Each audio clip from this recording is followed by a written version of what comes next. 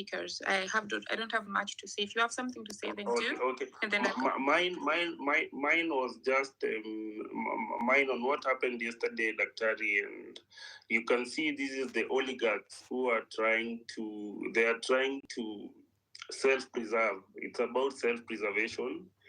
You see the problems that Kenya has been having for the last 35, 34 years. Yesterday, all of them were in the same podium. They were on the same frame. They took a picture together.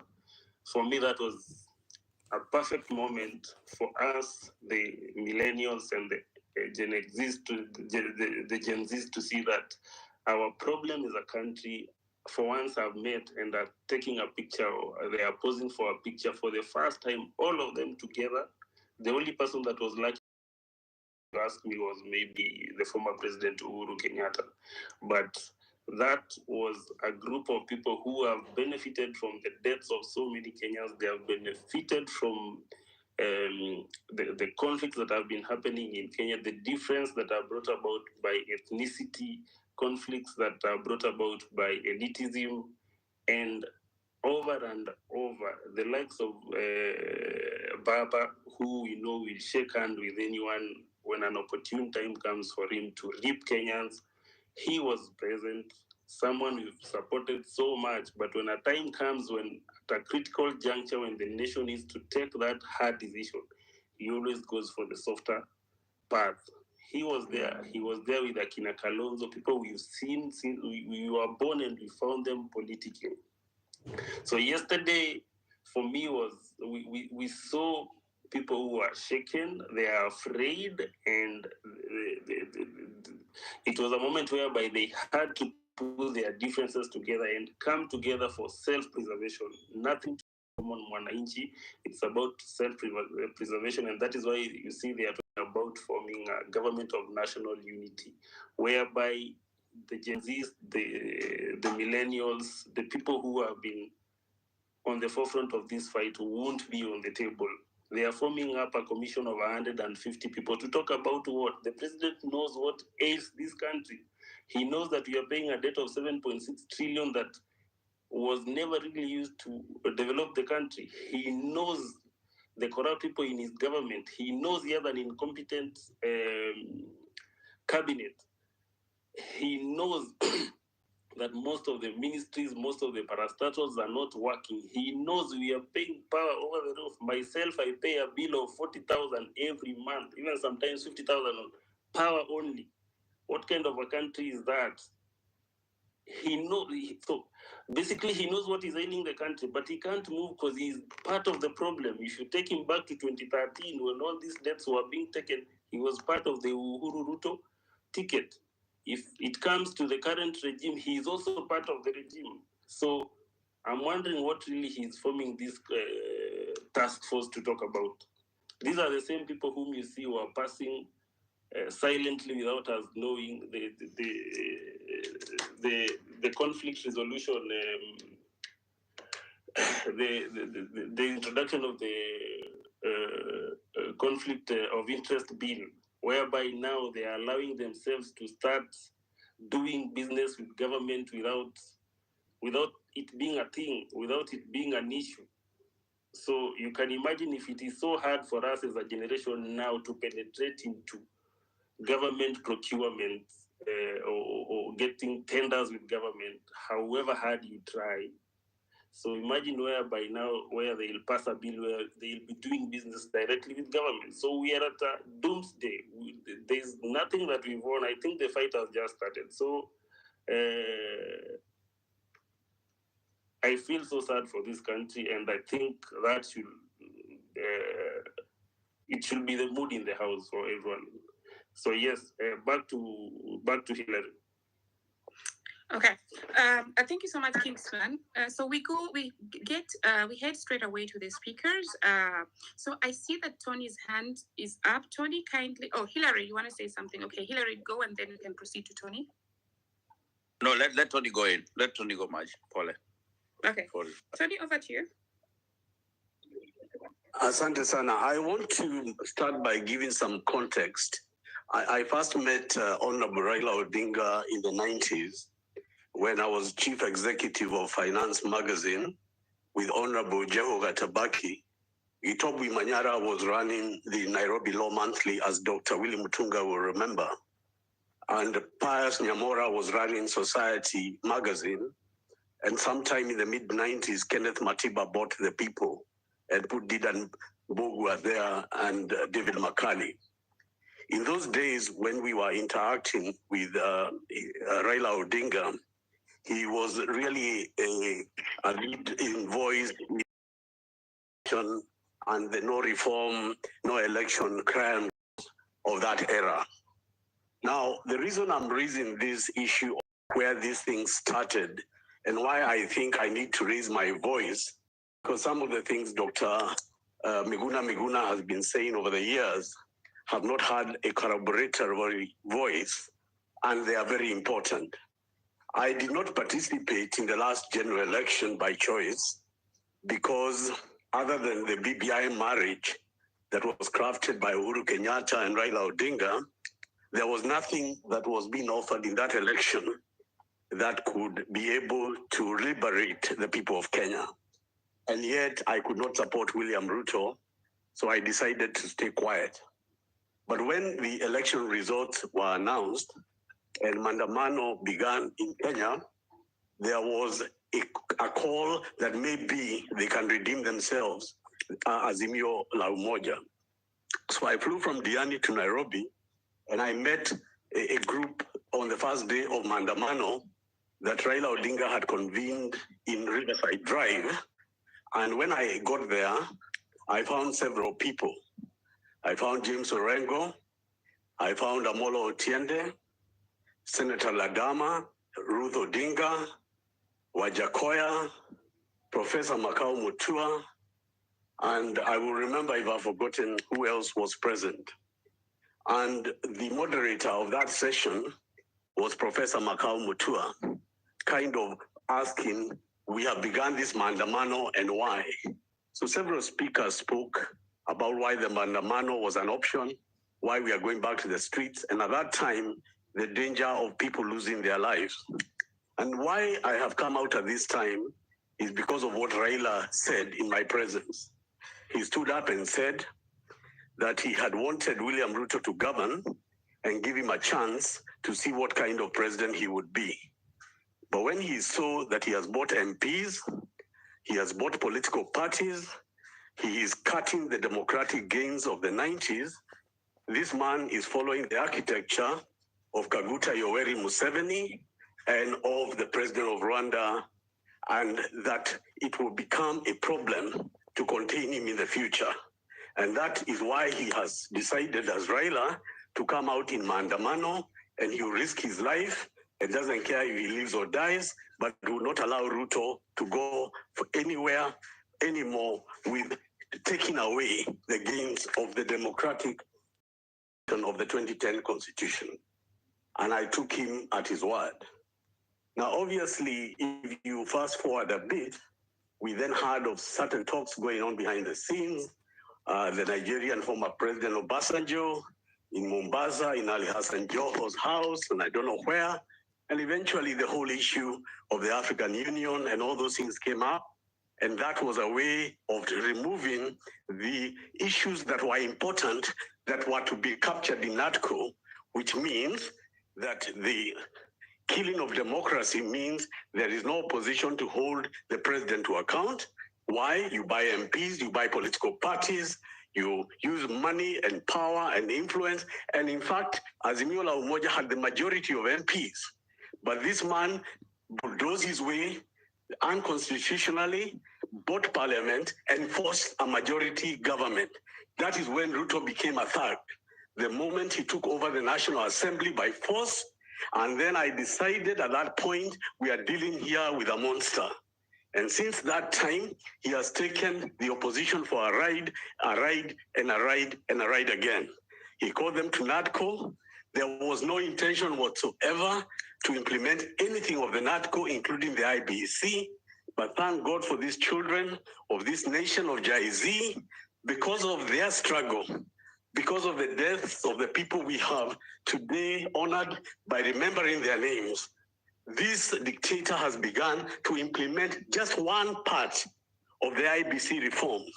And I know Dr. Miguna will agree with me that this is even itself dangerous, because who is going to appoint that panel? Who will they be? Will they be now people they sit down, Odinga and Ruto, and they decide who to appoint? And then from there, they appoint another puppet commission or electoral commission, and this country goes from worse to worse. The reason I'm speaking out, and I will continue to do so from this day forward, is because you are completely right. We are at war for our nation. There is nobody that can tell me that Kenyatta and Odinga were not part of the problem. And I say that because I was present when we were doing an audit of the election laws. And it was agreed that Maandamano is being done not for anyone to gain, but for the emancipation of the Kenyan people. But for Baba, all it took for him was to be offered the African Union job, and he betrayed all the people of Kenya because he never believed anybody else could fill the streets. In fact, I remember when people used to fight Dr. Miguna from Nyanza, they used to say Miguna cannot fill the stadium. Miguna has no army, he has no military. They never said anything about his ideas or what he was saying was true or untrue. But what has now happened is an awakening across regions, tribe, across all gender, and people of Kenya have said no and have come out. And they are forcing certain things to happen. The second thing I want to raise is the issue of the military. You know, the law that directs Parliament to consider the deployment of military is contained in Section 241. Now, 241 has two sections. Section 3B allows the Minister for Defense, without a motion of Parliament, just notifying to bring out the military in cases of disaster and emergencies. But Section 3C allows Parliament to have a motion to bring the deployment of the military and then specify what they're supposed to do. Now, what happened with the military being brought down on the streets of Nairobi was illegal because they never had a motion tabled in Parliament. Nothing was declared what the military presence and deployment meant. And without going too long into the legalese about it, Dr. William Mutunga can clarify the two elements that are necessary for a legal deployment were not done because no motion was tabled in Parliament that was passed, even as the High Court described. So today as we speak, in technical legal terms, Kenya is a military state. The military state because the KDF are deployed, whether they are hidden in the barracks or not.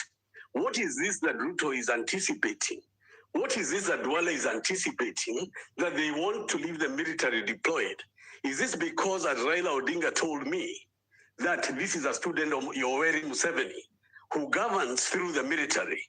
So I cannot put anything past this president because a man who can see 12-year-old children being shot 10 bullets, 70, you are talking about 41 people dead, and not even a government minister attending any funeral. Why do you think this man, if things go south, they cannot bring in the military?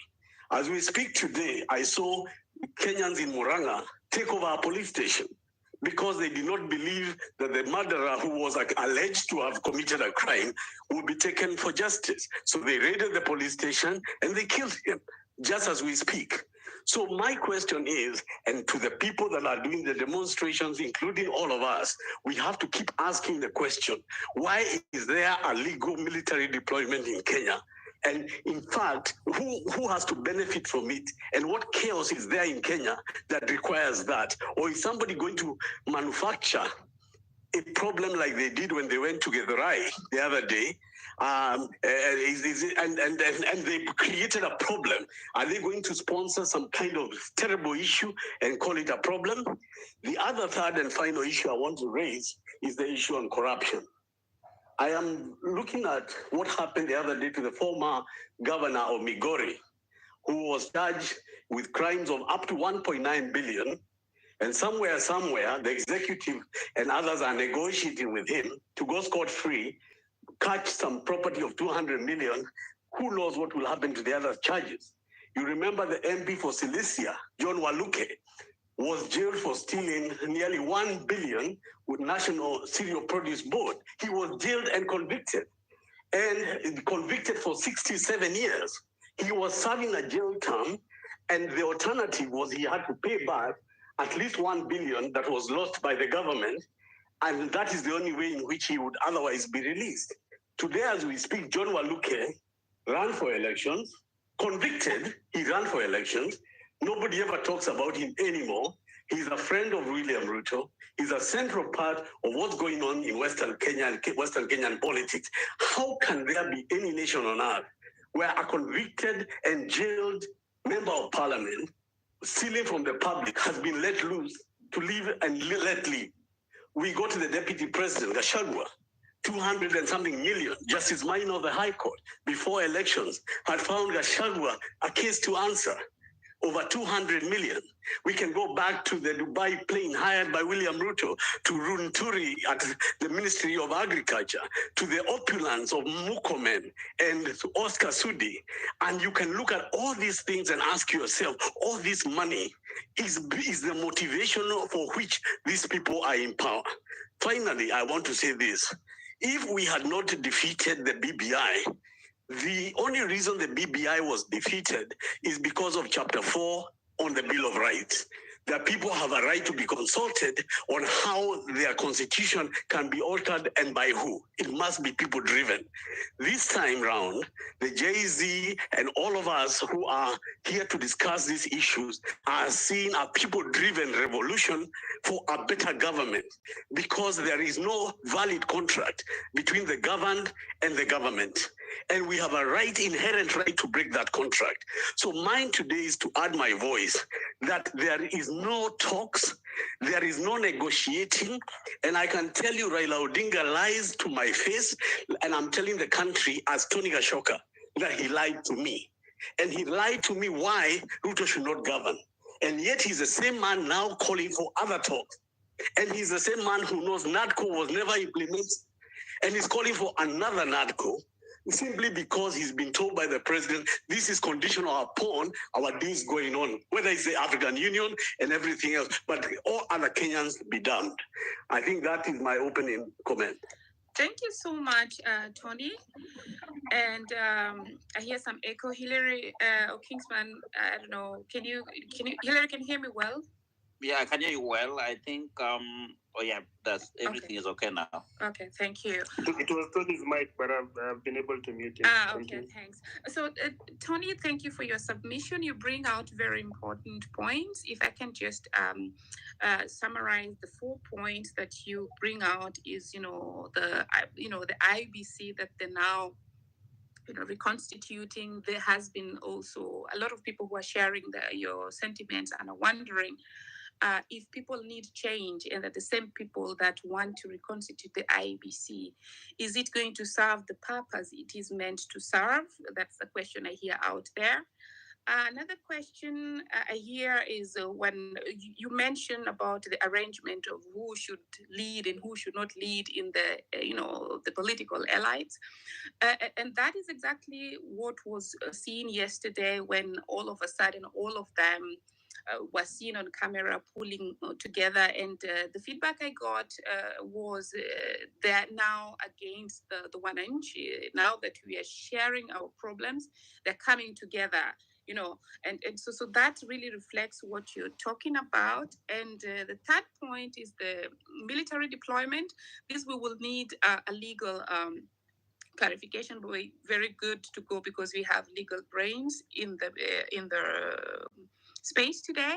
And corruption is something that we have spoken about over and over, and actually it's the root cause of where we are. It starts, that is where, if we could really just drain the swamp, probably would have a chance.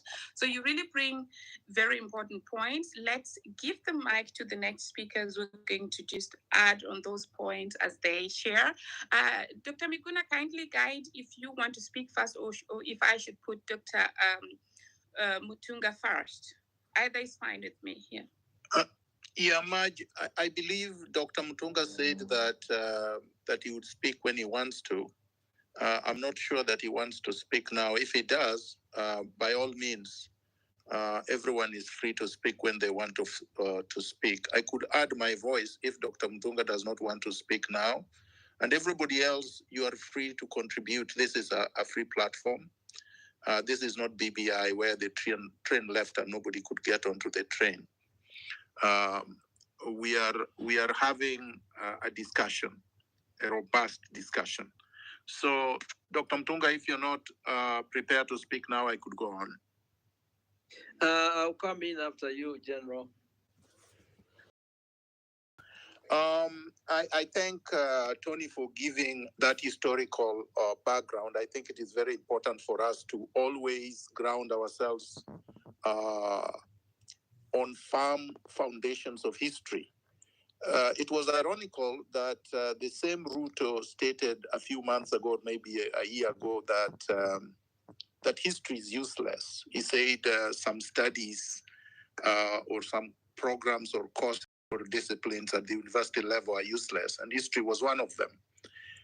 The reason being is that dictators, tyrants, are very comfortable when they are presiding over countries where people don't remember their past, where people don't know what has happened before, the tragedies that have happened before, the errors that have been made before, the atrocities that have been committed before, the plunder that have happened before, so that they can judge the present. Without that historical context, you would not be able to judge the present. Number two, without a firm foundation and grasp of history, you would not be able to know who is deceiving you, who is duplicitous among you, who is always betraying the people. Raila Odinga, as Tony has said, has betrayed Kenyans since 1982. He betrayed Ochuka Okumwa and all the people that participated in 1982 coup attempt against Moi, against the autocratic government of Moi. And everyone else that was with him was hanged. He was the only one who survived. The same thing happened in 2018 after I came in. They targeted me, they abducted me, they tortured me, they sedated me.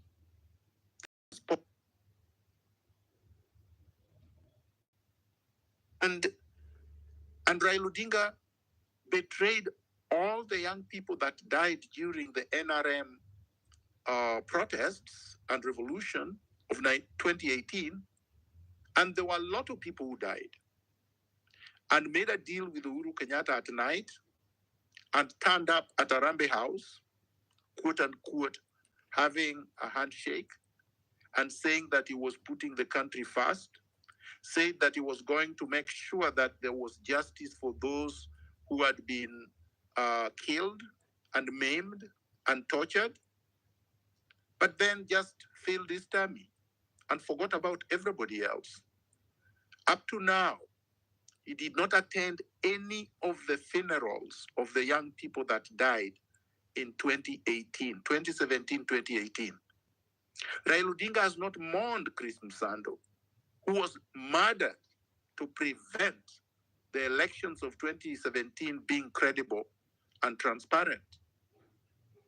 Raila Odinga never visited my home, never saw the destruction, never actually lifted a finger when I was being brutalized, and only came to the airport on the second attempt of me trying to come back to Kenya to pretend that he was showing some kind of solidarity, or he was in solidarity with me. But in fact, the people who are hearing his telephone calls as he sat there were telling me that he was talking with Matiang'i and the rest to keep me out of Kenya. This traitor has betrayed many, many, many people. It's all about his stomach. So when I saw him with the PS for Interior, Omolo, in Zanzibar, and then in Angola, I knew something was up. Because the question I asked myself, when did PS Omolo become PS for Foreign Affairs? to be taking Raila around East Africa to campaign for his candidatures for AUC? Why was Raila doing this in the midst of people mourning the dead who had been brutalized by Ruto? Why was he doing this when bodies, not all bodies, had been recovered? When people who had been tortured were still, some of them, still in hospitals? When Ruto had not expressed any empathy and sympathy and had not condoled with families of those who had lost loved ones? Why was he doing this when Ruto had not even acknowledged that the deaths had been by police bullets? He blamed criminals, quote unquote, and he purported that the protesters were criminals and alleged that the protesters went to parliament and approached the armory in parliament to take weapons. The question is, until Ruto mentioned the armory, I didn't even know there was an armory in parliament. And if I did not know, and many of the people that I spoke with did not know, how the hell did he think that the Gen Zs who just the other day were aware that there was an armory in parliament and that they wanted to seize the weapons? Was any of the protesters caught with any weapon? The answer is no. Did they arrest anybody? And they have actually arrested and abducted a lot of people. Whom have they charged with breaking into the armory? Can anybody actually break into an armory barehanded? Who was guarding the armory? How many weapons went missing? He has not tabled this kind of information before us, but he's blaming the protesters. He said the protesters are the ones who shot at each other. So now he's saying the Gen Zs and the millennials who were protesting peacefully took guns from parliament and shot at each other.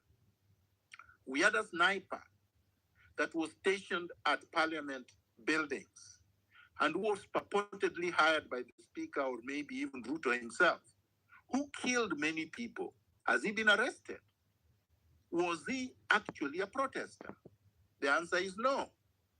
We have evidence of a police officer who shot randomly wearing plainclothes and shot randomly into the crowd and killed people. And his name has been circulated. People know where he was stationed.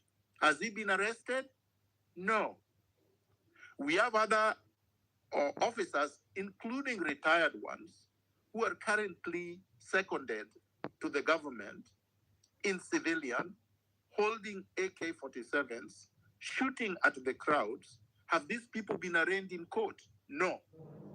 Then we have many bodies, including Denzel Omondi, whose body was floating in a quarry after being abducted by the police. Have any of these people been apprehended and charged in court? No. So we know for a fact that Ruto is responsible for issuing the orders of shoot to kill against peaceful and armed protesters. Does he need a dialogue to deal with that issue? Does Ruto need to dialogue with anyone to deal with extrajudicial killings and reckless use of firearm against unarmed civilians? Of course not. Does Ruto need a commission or a committee or a task force to fire his corrupt ministers? No. Does Ruto need a task force to dissolve his government? No. Does Ruto need a task force to deal with impunity? No. Did Ruto need a task force to reconstitute the IEBC? No. So why did he wait this long? In any event, he has not reconstituted it. And we know for a fact that given the uprising of the Gen Zs, Ruto is mortally wounded. Ruto knows that in 2027, if we were to reach there, and I would suggest we don't, he would be toast. Kenyans would not be voting for him. So what is he trying to do? He's trying to choreograph a vessel, a vehicle, an outfit that can deliver a presidency on a silver platter. As Tony correctly stated, he has completely bought the National Assembly. So there are no checks and balances coming from the institution that is supposed to keep him under check. He has threatened and bought a significant portion of the judiciary. So the rule of law is a myth, a fictitious wish by many people. Ruto knows that the only check now he has are the young people on the streets. And he would like to cripple the young people by bringing PR stunts, choreographing task forces, illegal ones, and committees. And of course, the con man and his associates are always ready to assist them. Now, I have heard many people speak, including Ruto, and they talk about violence. We know for a fact that Kenyans that have been protesting have not been violent. We know that for a fact. We know that for a fact because the first 2 days of protest were very peaceful, with the exception of the police shooting and butchering people. We know for a fact that the demand initially was because of overtaxation and because of Finance Bill 2024. But as a result of Ruto's unbridled, atrocious response, the people have had no reason not to demand more. And right now, the demand on the street is that Ruto must go. So Ruto comes back and tells us he cannot go because he was elected and that his term is 5 years. But Ruto forgets that there is history in front of him that contradicts him. As I have said many times, Article 1 of the Constitution of Kenya vests the power on Kenyans to recall Ruto at any time and take back the power they donated to him as their representative and exercise it directly themselves. And there are precedents. And I'm going to go through the precedents so that we disabuse them of this notion that people cannot do this. And the precedents are not just in Kenya, they are all over the world. The first popular revolution in the world was in 1789, May 5th, 1789, in France. And that revolution took 5 years. It started on May 5th, 1789, and it lasted up to November 9th, 1799.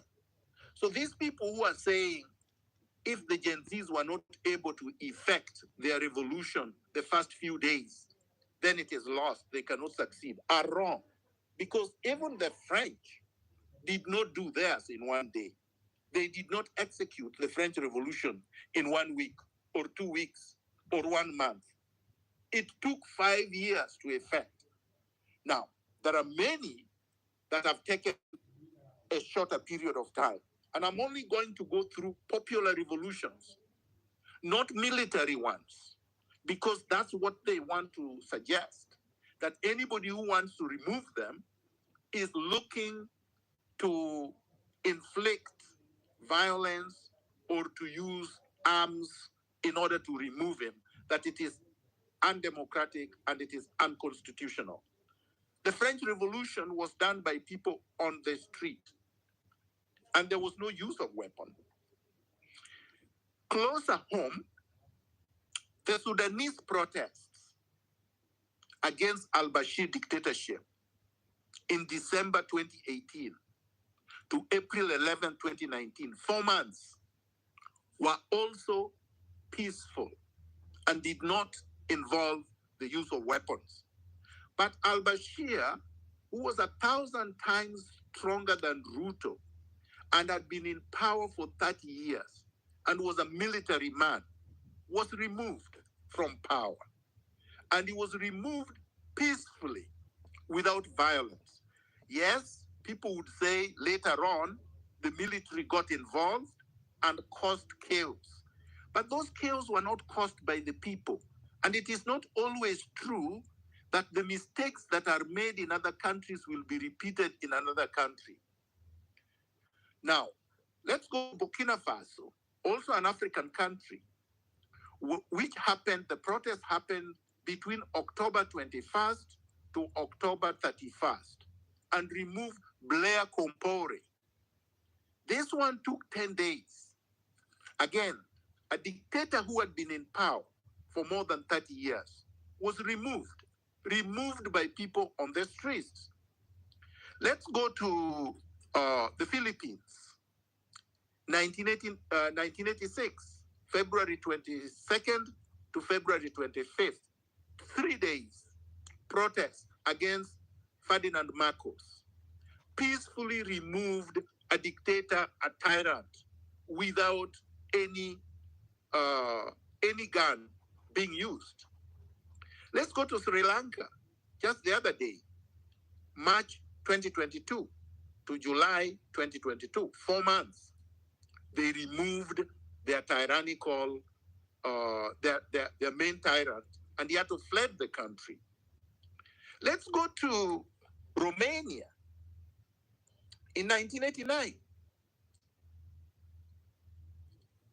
a dictator called Nicolae Ceausescu, again, was removed by police, by public peaceful protest. In other words, what am I saying?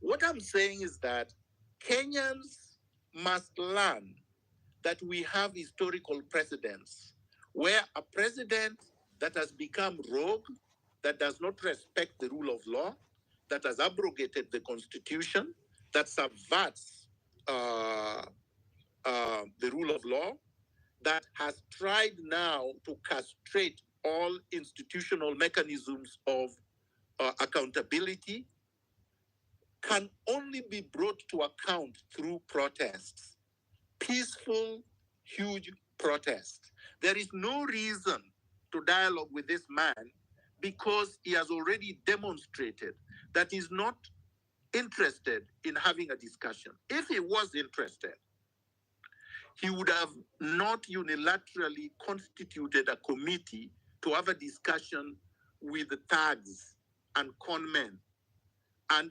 purported to have power to appoint 152 people to have a discussion, a monologue with him, a meeting that he chairs as the main culprit that has inflicted harm on Kenyans. He wants to chair this team.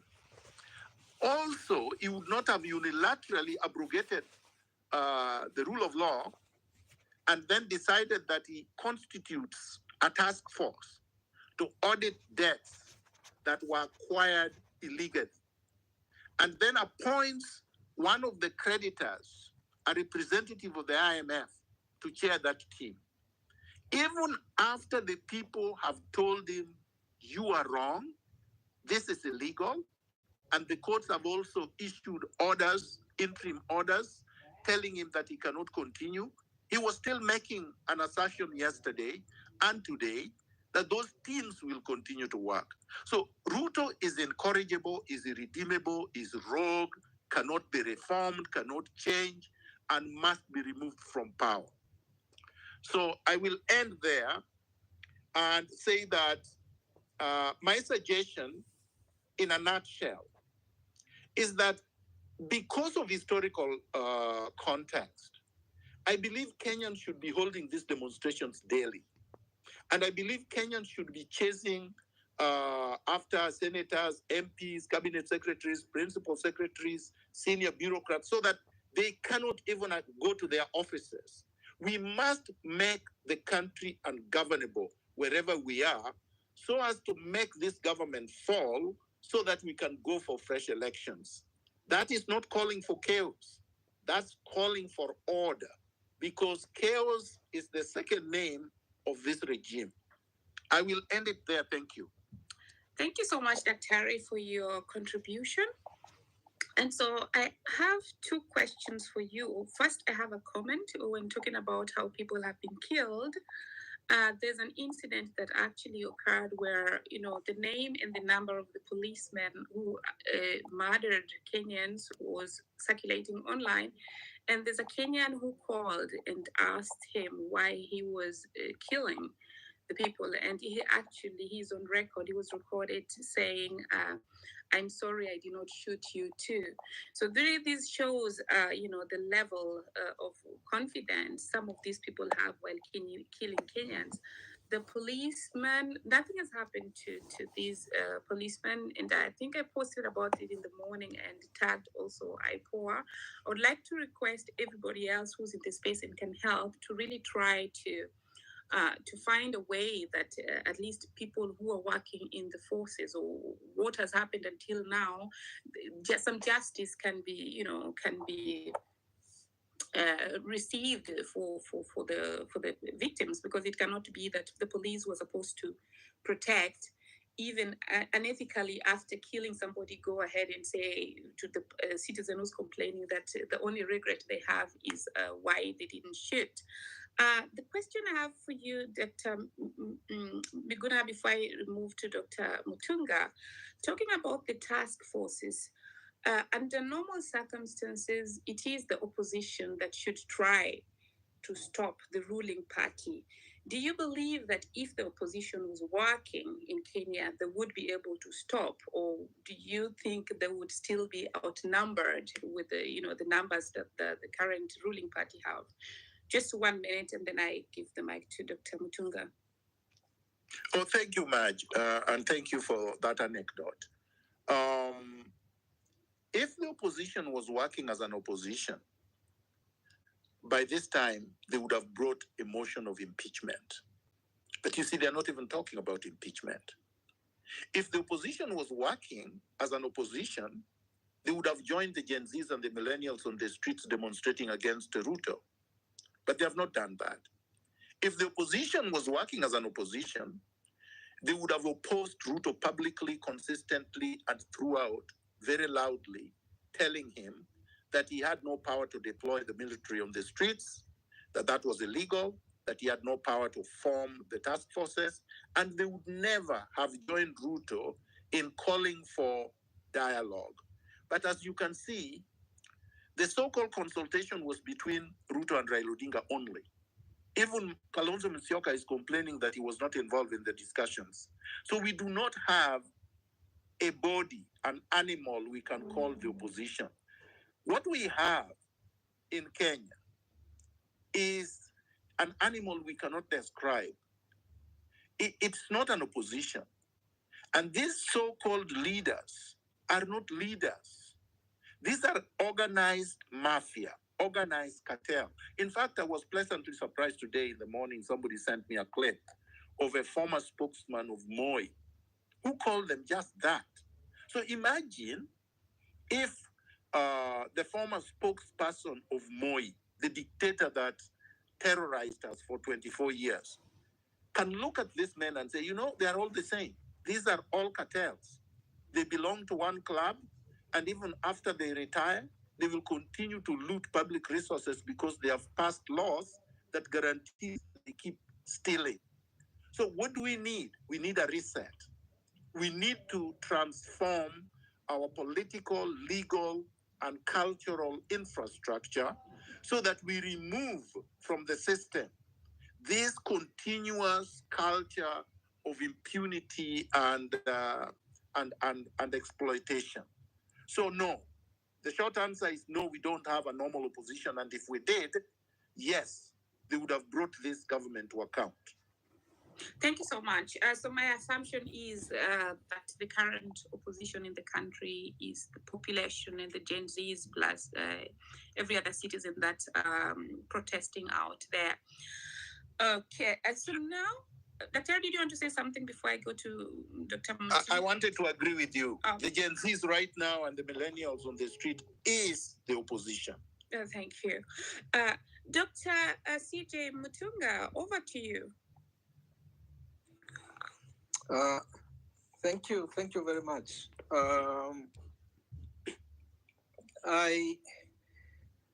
Let me start by saying that what happened yesterday, is a great thing, because in this country there's been a narrative that I've always myself found opportunistic and historical. The narrative that the two factions, the two ruling class factions, there is one that is a lesser evil. There are people, academics, politicians and others who basically advance this narrative whenever there are elections. That of the two factions, let's choose the evil. And I think it's unacceptable, because if who chooses between evil? It's nobody chooses, between evil. And what happened yesterday is what we have been saying all along, that these two factions and their political parties are basically birds of the same political feather.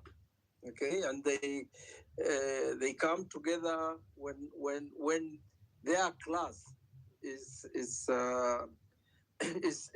challenged, and that's what has happened. So I hope going forward, this narrative that sees the various factions, and these factions are grounded on monetization and ethnicity.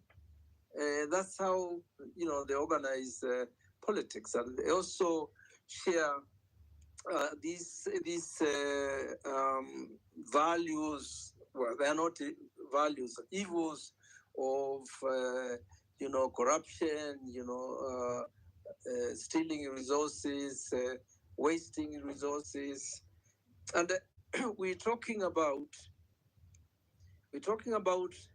a dictatorship that is going to be 61 years old in December. Okay? And I think you remember there was a time when Moi said that, well, Kanu will rule you for 100 years. They have already ruled us for 61.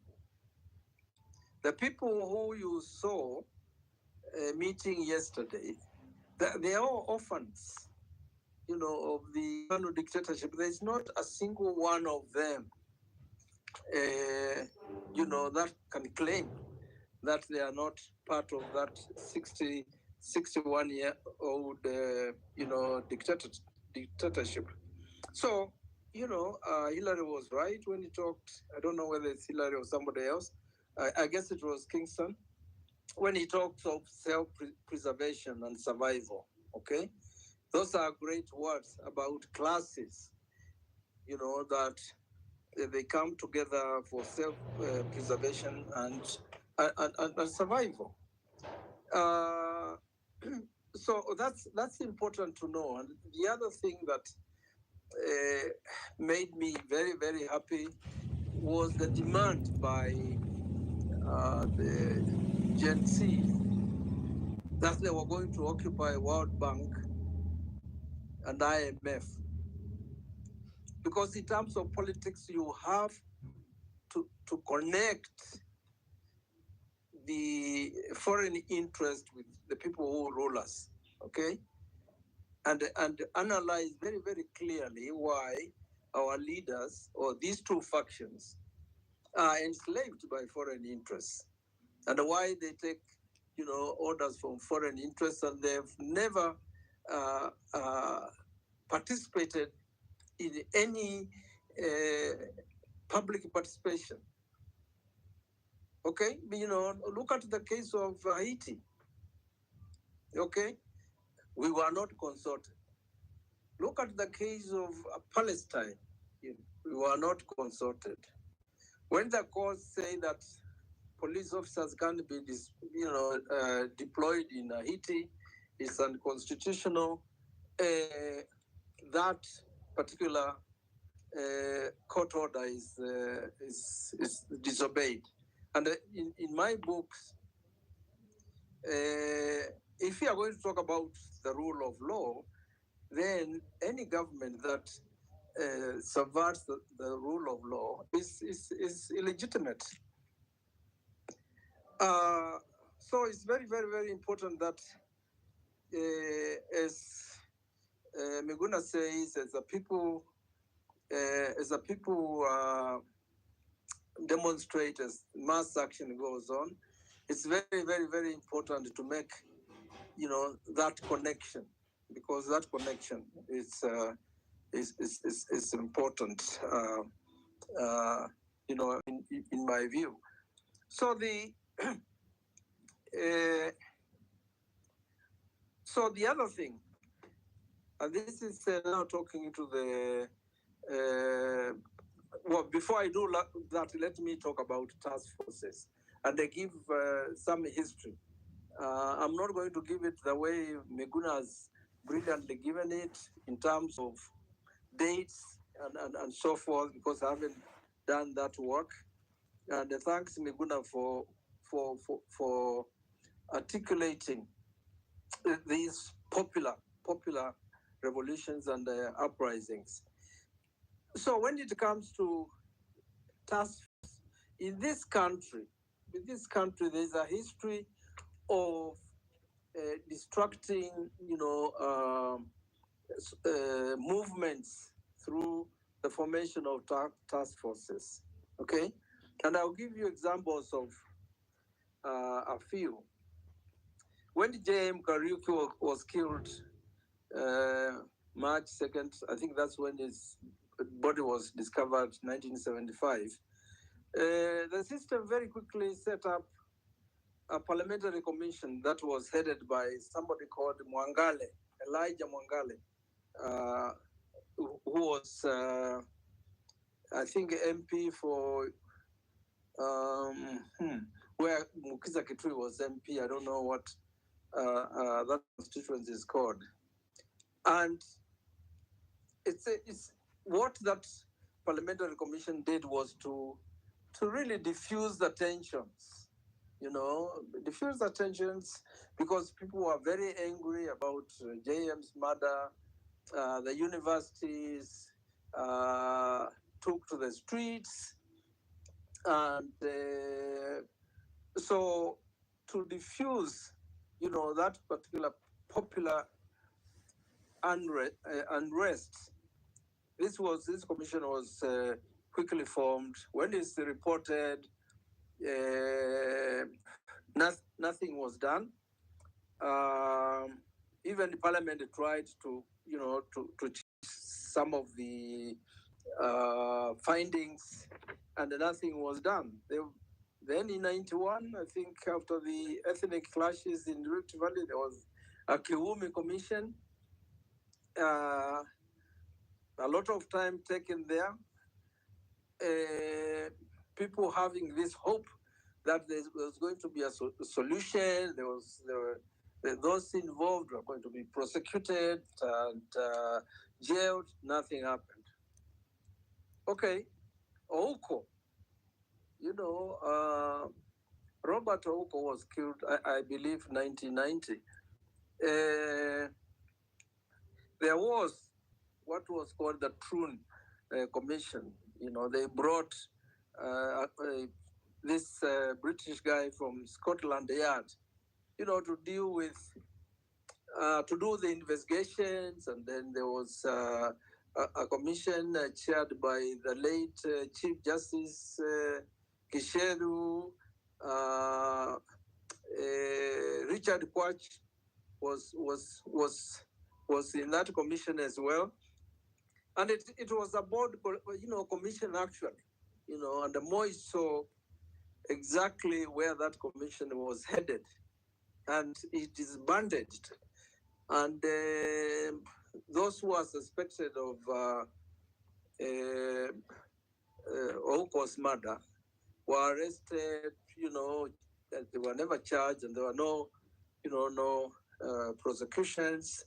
I think a lot of the millennials will remember the Work Commission, or even the Gen Z. I think this is 2007. After that election, there was the Work Commission. Okay, and when you look at all those commissions, the common denominator, in my view, is that they were used to diffuse popular uprisings, to uh, to to to to make sure that the public anger, dissipated, and that will be it. And they use these task forces, like the Huko thing. If those of you remember, Huko was supposed to have shot himself in the leg and doused himself with acid and burned himself.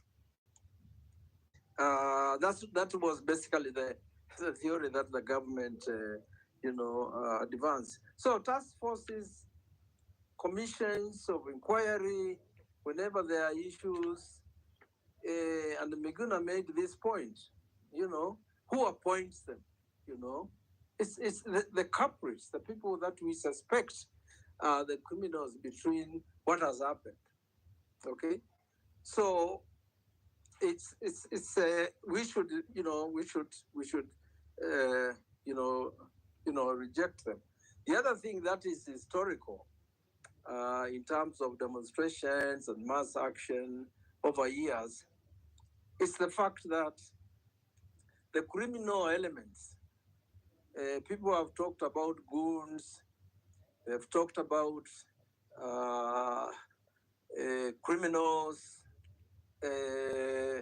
What we have known all along is that within the police force, there is always a criminal gang. And that gang invariably is reports to the president and not to their superiors. And they have been dangerous. Those of you who are of my generation who remember the famous Gorokos, they were supposed to be taking care of the cattle wrestling, yes, in certain areas. They didn't do that. In fact, they spent a lot of time in the 70s trying to intimidate President Moi to resign, and they were involved in what was called the Change the Constitution movement during that period, so that President Moi would not automatically succeed Jomo Kenyatta in the event he died in office. And the others, you must have heard of Kwekwe, the flying squad. And even the current one, I think, is called Rhino. They have, names. And the politicians themselves have militia, okay? You must have heard of Raila's Men in Black, okay? You must have heard, or you might not have, but a lot of people of my generation would know that in 1997, Ngumo had a militia called Jesh la Mzee that terrorized us during the mass action during that period. So when the president talks about criminals and the gangs, is not telling the truth. And I honestly, I don't think if he tells the truth, it must be by accident, and even that one, I wouldn't believe it. So the gangs and the Gen Z have seen this clearly, that these people join the demonstrations and they do stuff, and the police seem to to protect them, and so the of course they are deployed to completely make people angry against the peaceful demonstrators, because they'll say, "Oh, these people are destroying property, they are stealing and so forth." And it's wrong for us to accept that dialogue or that argument, because a government that cannot protect property and lives actually is illegitimate. And that's a legal position as well, a political as well as a political one. If you are in government and you cannot support, protect lives and the property of the citizens, then you are illegitimate. And there's a lot of evidence that we have seen where the police, watch as people, commit crimes. So this narrative about gangs and whatnot, okay, if the state was actually protecting the demonstrators from the gangs and making sure that the gangs don't steal or destroy property, then I'll be persuaded. But they are the ones who resurrect them, because those gangs are always, there. I mean, we've all known about Mungiki, for example. All right. So that narrative should not actually, be accepted. But I just wanted to finish by, celebrating the Gen Z for expressing, their anger,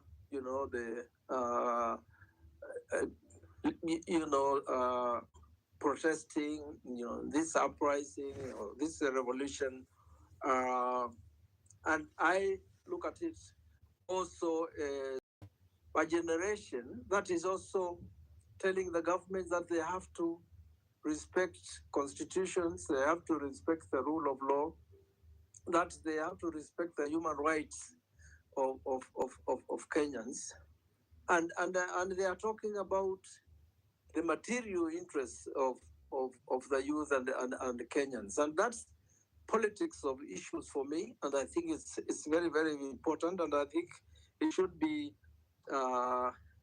continued. The JNC will have to decide, and I'm sure probably they have already decided, because I know they have political parties and social movements, that particular generation.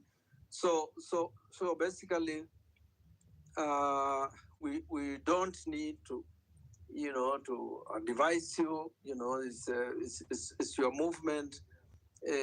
We glorify it for the reasons that I've given. Go ahead and decide on your political and your ideological positions. Make sure you continue, making your political demands, and watch out for politics of division through ethnicity.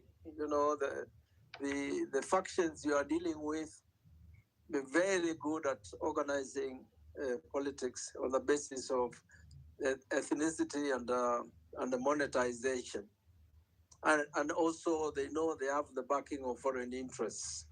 So those are some of the things you have to, to watch out. Watch out that narrative. People coming to say, "Oh well, just work with this faction." The dialogue we are being invited to is a monologue, but to obviously expose you to either manipulation or bribes or whatever. So I think I salute, your, mass action. And I just wanted to finish. Kachoka asked me to comment on Article 241 of the Constitution, that is the deployment of the military under that particular section, article, the paragraph. I think in fact the paragraphs, they use the wrong paragraph, all right, okay, because and even the ones they try to use, we didn't have an emergency or disaster, okay, in the country. Constitutional mass action under 37, Articles 37 of the Constitution cannot be called an emergency or a disaster. Nor can it, the other C that, paragraph C that Gashoka was talking about, giving approval.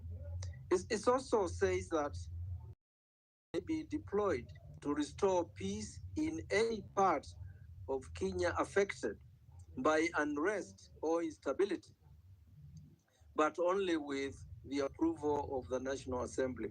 I don't agree that the mass action that were constitutional and that invoked the Constitution and the rule of law can be described as unrest or even instability.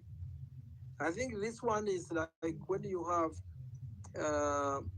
some areas, I think you have some areas in the Rift Valley where there are such deployments.